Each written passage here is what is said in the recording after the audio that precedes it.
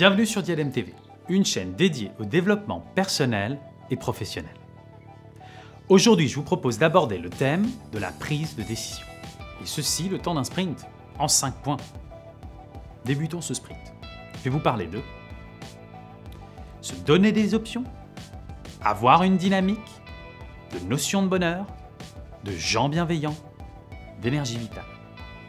L'étymologie du mot décision vient du latin decisio, trancher. Mais même en tranchant, vous avez encore des options possibles. Rassurez-vous, apprenez à décider avec l'esprit clair. Et surtout, sachez qu'il existe d'autres options. Je voulais vous parler d'une dynamique, mais d'une dynamique du cerveau cette fois. Si on ne dépend ni plus ni moins du cerveau droit que du cerveau gauche, c'est parce qu'en matière de décision, il faut toucher cet équilibre entre l'intuition du droit, la rationalité du gauche. Pour parvenir à cet équilibre, commencez par ne pas pratiquer la censure. Soyez honnête avec vous-même. Quand on prend une décision, on doit se poser la question. Est-ce qu'ici déjà, cette perspective me rend plus heureux? Ensuite, il faut se la reposer. Et sur le long terme, cela aide à balayer tous les aspects.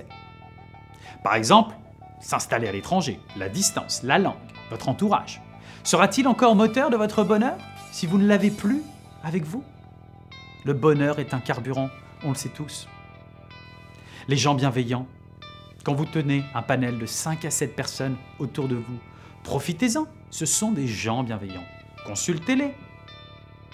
Et si 80% d'entre eux arrivent à la même conclusion, c'est que souvent, c'est la bonne décision.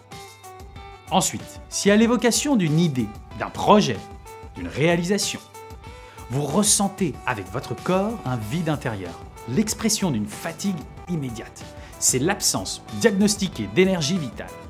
Ça va passer, et vous aussi, vous pouvez passer à autre chose, différemment. Un projet d'action doit vous apporter tout l'inverse, ce sentiment d'énergie accrue, qui va répondre à vos efforts, avec une notion de réservoir de force.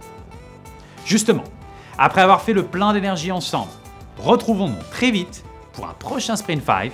N'hésitez pas à partager vos commentaires sur les réseaux sociaux et nous soumettre des thèmes qui pourront faire l'objet d'un prochain Sprint 5. À très bientôt!